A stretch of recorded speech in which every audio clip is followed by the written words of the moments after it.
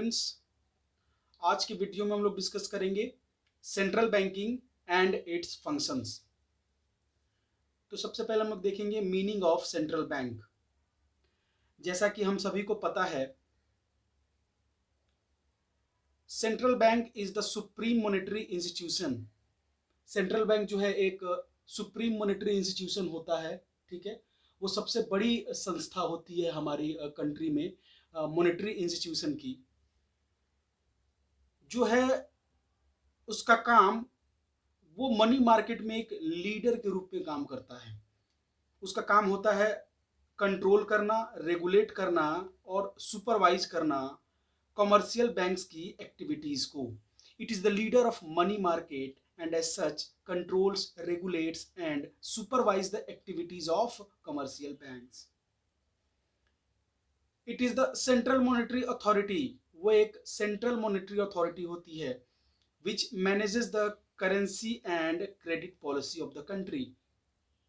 हम लोगों ने देखा था, पिछले वीडियो में डिस्कस किया था कि किस तरीके से क्रेडिट को मैनेज और मेंटेन करता है सेंट्रल बैंक, किस तरीके से उसके रिगार्डिंग में पॉलिसी बनाता है सेंट्रल बैंक। तो वही यहाँ पे बोल रहा है कि यह एक सुप्रीम मॉनेटरी इंस्टीट्यूशन होता है। इसका काम होता है कमर्शियल बैंक्स की एक्टिविटीज को कंट्रोल करना, रेगुलेट करना और सुपरवाइज करना, और करेंसी और क्रेडिट पॉलिसी कंट्री में किस तरीके की है, क्या है, उसके रिगार्डिंग में भी इसके जो है बहुत सारे क्या होते हैं, डिसीजंस लेने पड़ते हैं इसको। यह गवर्नमेंट के बैंकर्स के रूप में भी काम करता है और कमर्शियल बैंक्स के बैंकर के रूप में भी काम करता है सेंट्रल बैंक। अब ये गवर्नमेंट का बैंकर इसका मतलब क्या हुआ और कमर्शियल बैंक का बैंकर इसका मतलब क्या हुआ, ये आगे हम लोग जब फंक्शन में डिटेल से पढ़ेंगे तो उसके बारे में जानेंगे। इंडिया में आरबीआई सेंट्रल बैंक के रूप में काम करता है, रिजर्व बैंक ऑफ इंडिया। तो ये हम लोगों ने देखा मीनिंग सेंट्रल बैंक का, कि आखिरकार सेंट्रल बैंक होता क्या है। तो ये एक सुप्रीम मॉनेटरी इंस्टीट्यूशन होता है जिसका काम होता है कमर्शियल बैंक्स की जो भी एक्टिविटीज है उनको कंट्रोल करना, रेगुलेट करना और सुपरवाइज करना। इसके अलावा ये गवर्नमेंट के बैंकर्स के रूप में काम करता है, कमर्शियल बैंक्स के भी बैंकर्स के रूप में काम करता है। इंडिया में आरबीआई सेंट्रल बैंक के रूप में काम करता है।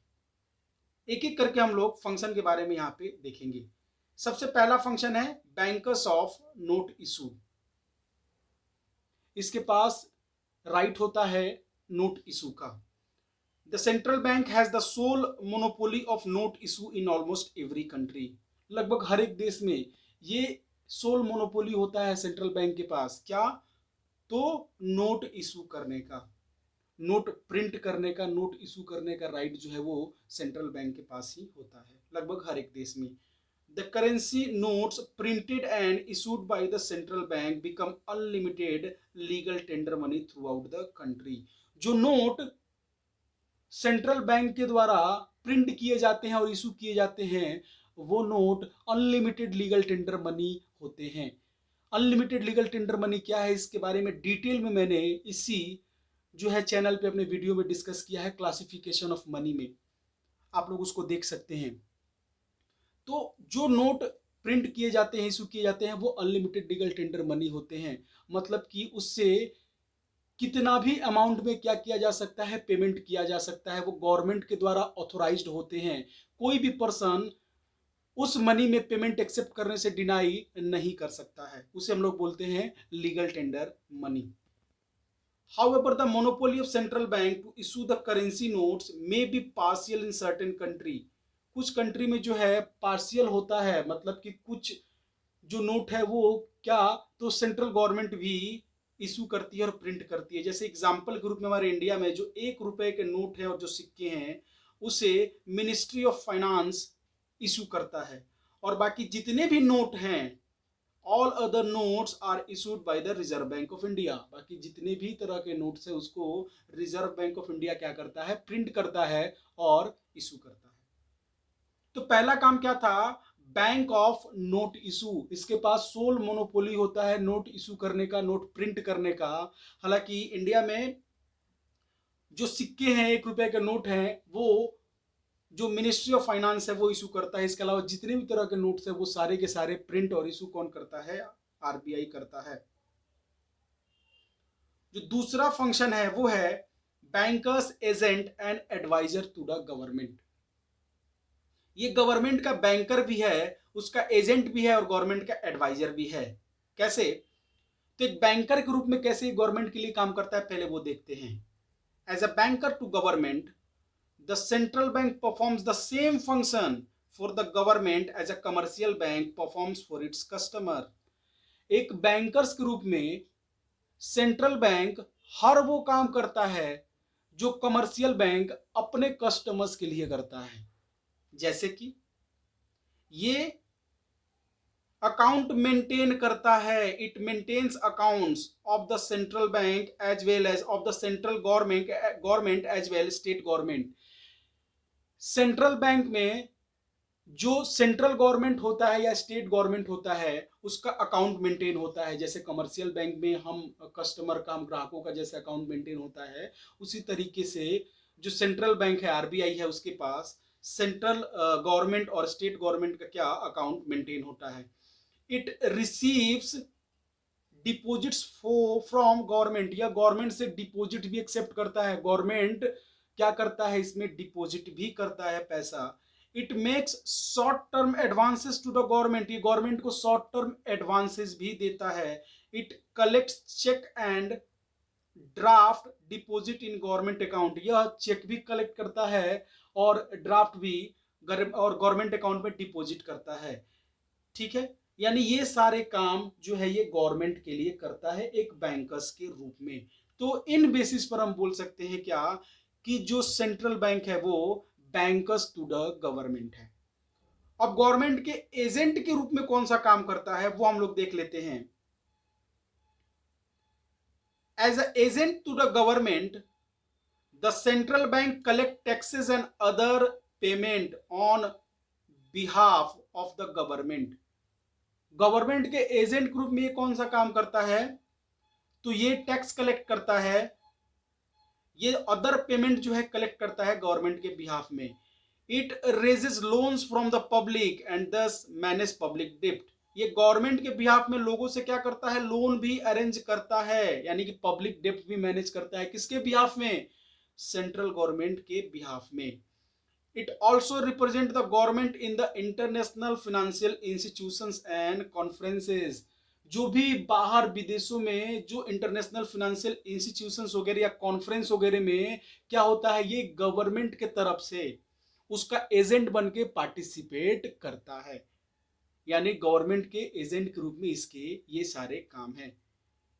ये लोगों से लोन जो है रेज करता है, टैक्स कलेक्ट करता है या अदर पेमेंट जो है कलेक्ट करता है। ये गवर्नमेंट की तरफ से जो इंटरनेशनल फाइनेंशियल इंस्टीट्यूशंस वगैरह कॉन्फ्रेंसेस हैं उसमें भी क्या करता है? पार्टिसिपेट करता है उसका एजेंट बन के। फाइनेंशियल एडवाइजर के रूप में भी ये गवर्नमेंट के लिए ये काम करता है। As a financial adviser to the government, the central bank gives advice to the government on economic, monetary, financial and fiscal matter. हमेशा हम लोग देखते हैं न्यूज़पेपर्स वगैरह में आरबीआई क्या करता है? सलाह देता है गवर्नमेंट को कि इतना जो है इस तरीके से व्यवस्था गवर्नमेंट की होनी चाहिए, ठीक है, इस तरीके से हमारे जीडीपी का हाल रहेगा, ठीक है, इतना इंटरेस्ट रेट बेहतर रहेगा। मतलब इकोनॉमी को लेकर के आरबीआई हमेशा क्या करता है? गवर्नमेंट को बेहतर सजेशन देता है, यानी कि वो एक एडवाइजर के रूप में भी काम करता है। तो ये था इसका क्या दूसरा फंक्शन। वो क्या करता है? वो एक सेंट्रल गवर्नमेंट के लिए या स्टेट गवर्नमेंट के लिए एक बैंकर्स के रूप में भी काम करता है, एक एजेंट के रूप में भी काम करता है और एक एडवाइजर के रूप में भी काम करता है। तीसरा फंक्शन क्या है? ये बैंकर्स बैंक है, मतलब कमर्शियल बैंक के लिए भी ये काम करता है, जैसे custodian of cash reserve of the commercial bank. Commercial bank अपने टोटल डिपॉजिट का एक सर्टेन पार्ट क्या करते हैं? रिजर्व बैंक के पास रखते हैं कैश रिजर्व के रूप में, यानी ये उस कैश रिजर्व का क्या होता है? कस्टोडियन होता है। उसके बाद as the lender of last resort, lender of last resort क्या होता है? ये जो चौथा नंबर पॉइंट हम लोग पढ़ेंगे इसमें हम लोग डिटेल में देखेंगे। और एज अ क्लियरिंग एजेंट के रूप में भी ये कॉमर्शियल बैंक के लिए क्या करता है, काम करता है। यानी ये कैश रिजर्व का कस्टोडियन होता है कॉमर्शियल बैंक के लिए। ये as a lender of last resort के रूप में भी काम करता है और clearing agent lender of last resort के रूप में कौन से काम ये करता है, ये हम लोग देख रहे हैं। As the supreme bank of the country and the bankers bank, supreme bank इस देश का होने के नाते the central bank act as the leader of the last lender of the last resort. ये lender of the last resort का काम करता है। मतलब in case the commercial banks are not able to meet their financial requirements from other sources, they can as last resort approaches central bank for financial accommodation. मतलब ये जब commercial banks को financial need की जरूरत होती है और उसको कहीं से फिनेंशियल नीड नहीं मिल पाता है, तो वो सबसे लास्ट में as a lender of last resort के रूप में किसको अप्रोच करते हैं, कमर्शियल बैंक को, सेंट्रल बैंक को, सॉरी। और सेंट्रल बैंक क्या करता है, उनको फिनेंशियल असिस्टेंस प्रोवाइड कराता है। जो भी उनकी जरूरतें होती हैं फाइनेंस से रिलेटेड, वो क्या करता है, उनकी जरूरतों को पूरा करता है। कमर्शियल बैंक की जो सिक्योरिटीज होती हैं, उन सिक्योरिटीज की रीडिस्काउंटिंग करता है।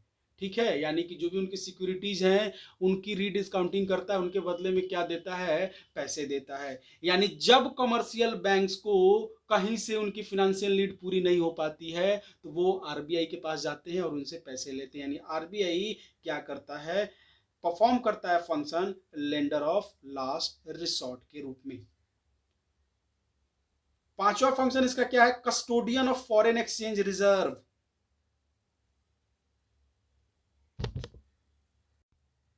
इसका काम होता है, यह custodian of foreign exchange reserve का काम करता है। मतलब the central bank also functions as the custodian of country's foreign exchange reserve. These functions help central bank to overcome the balance of payment difficulties and to maintain stability in exchange rates.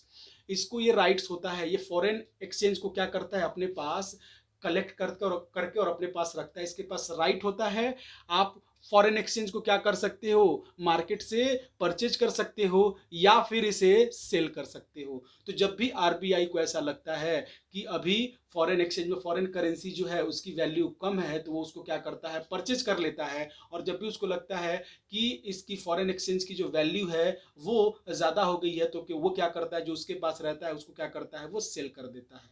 और इसके अलावा जो balance of payment के regarding में जो भी difficulties वगैरह हैं, जो फॉरेन एक्सचेंज का वो कस्टोडियन होता है, फॉरेन एक्सचेंज उसके पास रहते हैं रिजर्व में, तो ये डिफिकल्टीज को भी उसको क्या करना है, उसको सही करने में आरबीआई को बहुत ही हेल्प मिलती है।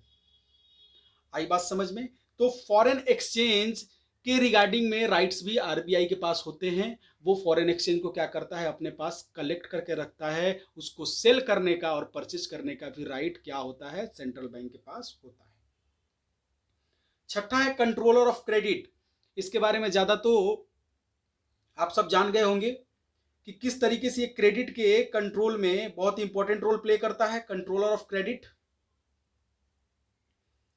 The RBI controls monetary supply on credit to ensure price stability and meet the varying economic condition of the country.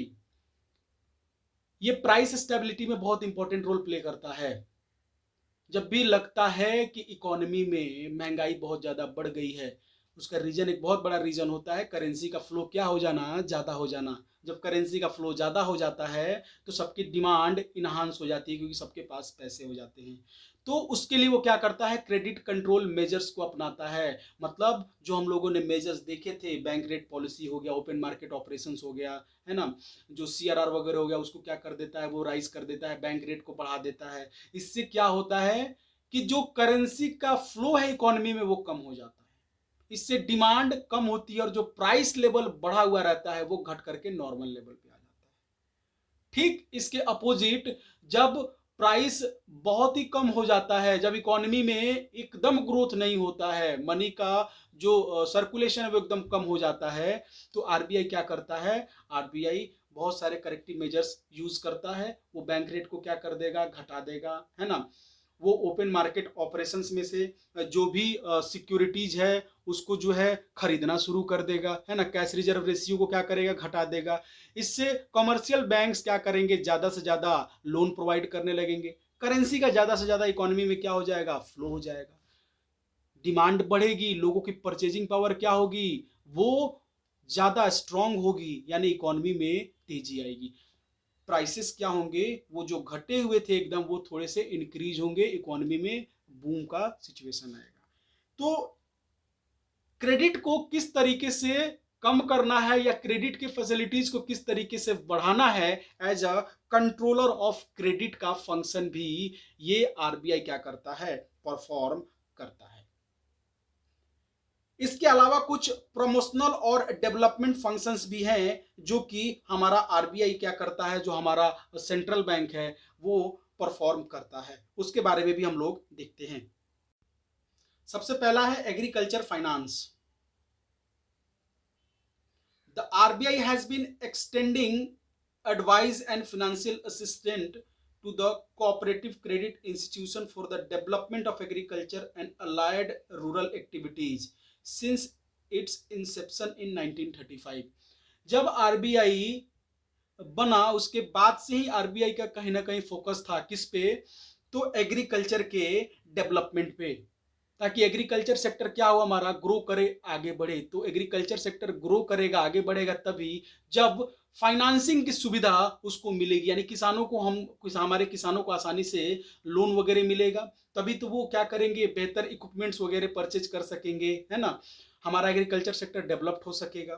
तो आरबीआई जब बना उसके बाद से ही आरबीआई का इस सेक्टर में काफी ज्यादा ध्यान रहा है, और इसी पर्पज से it set up an agricultural credit department and separate funds for providing medium term and long term finance। एक सेपरेट डिपार्टमेंट आरबीआई में बनाया गया इसी के लिए, एग्रीकल्चर सेक्टर के डेवलपमेंट के लिए, उसके प्रमोशन के लिए सेपरेट डिपार्टमेंट बनाया गया, ताकि एग्रीकल्चर सेक्टर को मीडियम टर्म और लॉन्ग टर्म लोन्स क्या हो सके, प्रोवाइड कराए जा सके।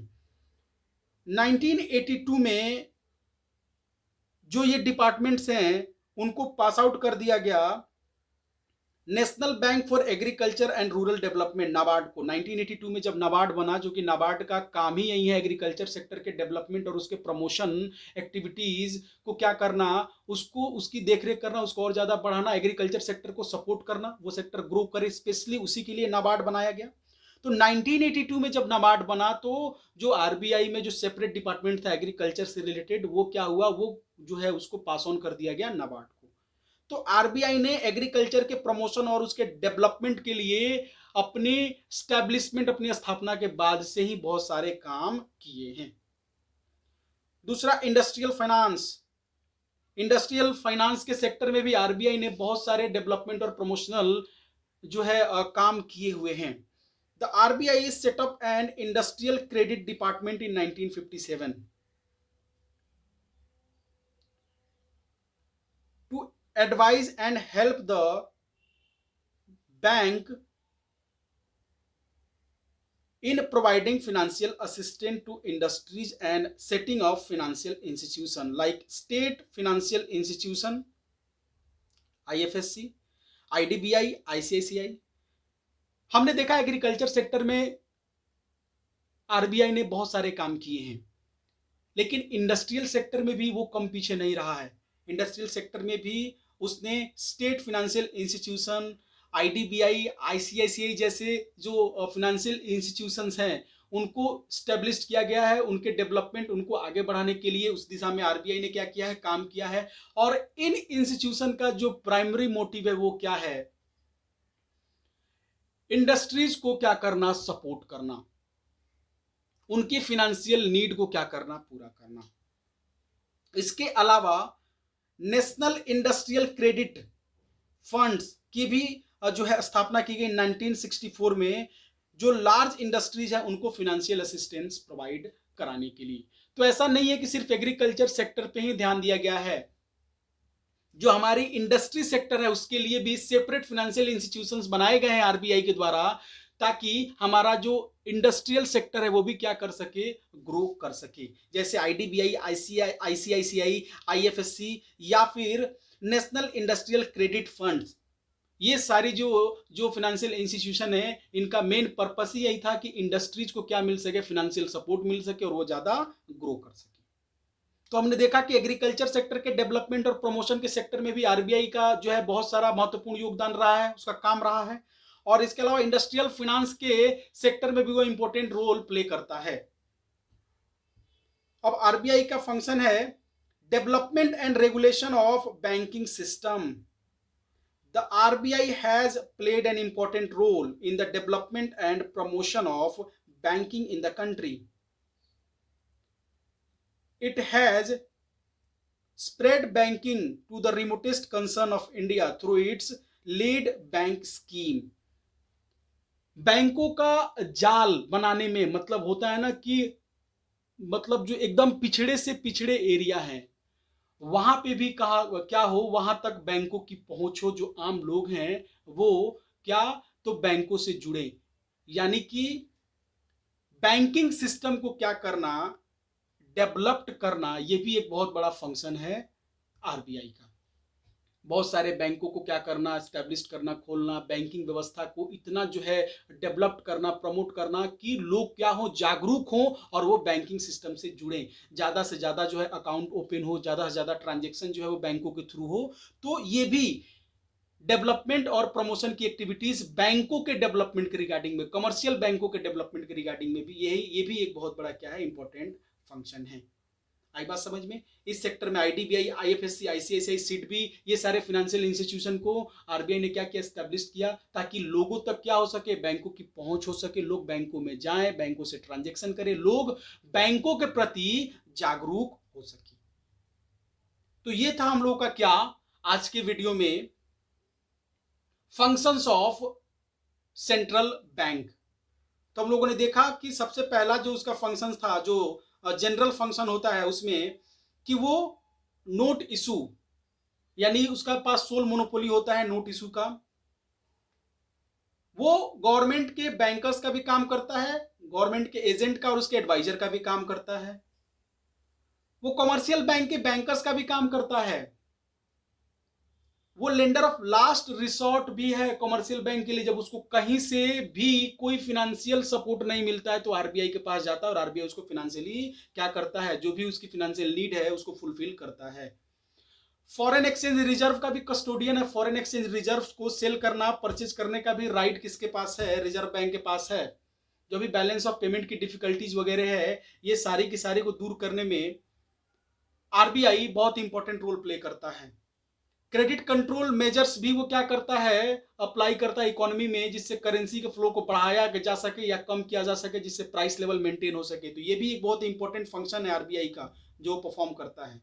इसके अलावा हम लोगों ने अभी देखा प्रमोशनल और डेवलपमेंट एक्टिविटीज भी ये आरबीआई परफॉर्म करता है, चाहे वो एग्रीकल्चर के सेक्टर में हो, चाहे वो इंडस्ट्रियल फाइनेंस के सेक्टर में हो, या फिर कमर्शियल बैंक के डेवलपमेंट के सेक्टर में हो।